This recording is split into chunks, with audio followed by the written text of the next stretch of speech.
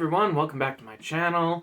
If you're new here, I appreciate you stopping by and checking this video out. While you're here, check out my channel. I'd appreciate it. Alright, so today we are doing episode 7 of The Wheel of Time.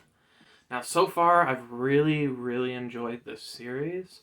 But I gotta say, this is episode 7, and there's one episode left for this season. And okay.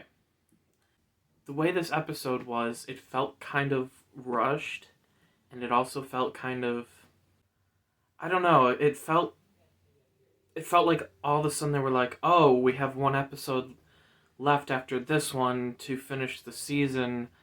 We have all these different storylines we're trying to put together, so let's just jam them all into one episode. It had a weird pace to it, and besides a brief action scene at the beginning, it really just felt kind of out of place for at least the tempo of the series so far. You know, here's a brief spoiler, so I'll put that up.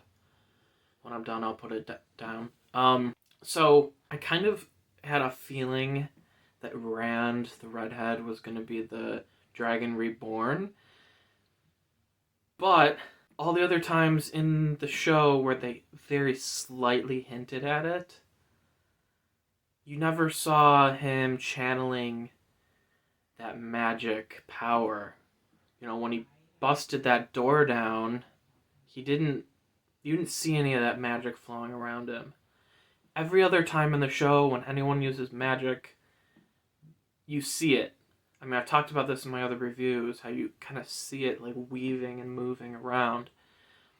And you never see it with him. But then they do a flashback to all the times and situations where he uses these magic powers, but it's like supposed to be like a shock to the audience, which it is in a way, but at the same time, in these flashback sequences, they show him with that magic twirling around his hands and around his body, but when you watch the show leading up to this episode, they never show that.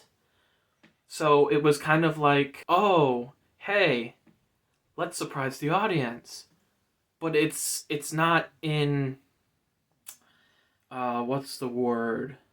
It's not in continuity with how the rest of the season has been, as when it comes to the visuals for them using their power. So I don't know if that's going to be touched on in a future episode, as like maybe if you're a guy and you channel, you can't see that power, or if it's just going to be totally overlooked and it's just like a big purposeful mistake. So that can go away, and we're back. Also, what's his name? I don't even remember his name, but the cool dude that has a samurai sword, that's the... Why am I running a blank? I must just be really tired. The Ward.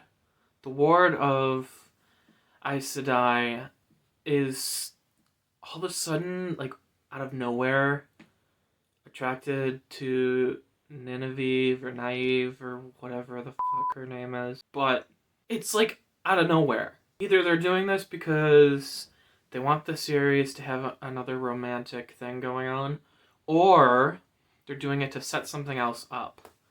And because it comes out of nowhere, especially in this episode, where a bunch of other things are coming together really quickly, and it feels like they've just jammed everything in together, I kind of feel like whatever kind of relationship this is between the Ward and Naive or Nynaeve or Nevavive or Nenanavide,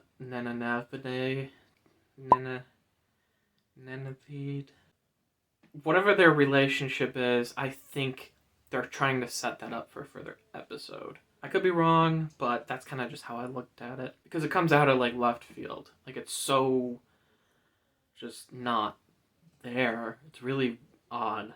The thing I did like about this episode was in the beginning, when they go through that, like, portal thing. End of the last episode, they go through this portal thing.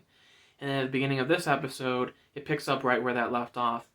And they're, like, walking through, like, this underworld of, like, a bottomless, like, pit that just goes into nowhere, and they're walking on like these cobblestones that are kind of like floating there, and it's dark and there's lightning and there's bad creatures, and it was cool. Like, I liked that. I liked where that was going. And then they have to go through a closer portal because of an incident. And so they get through it and they end up in the Outlands or the Borderlands. And I was like, okay, I like where this is going. But then it kind of just was like, oh, we're here. Whatever. Like, I. Let's just say that this episode was the most disappointing for me. It wasn't a bad episode.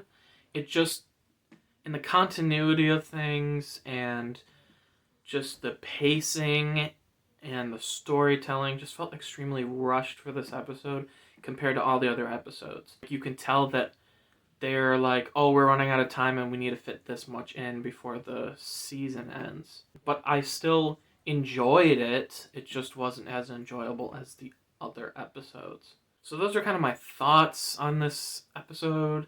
Comment your thoughts below, what you thought about this episode in particular, about the pacing and the story. Did it feel rushed to you as well?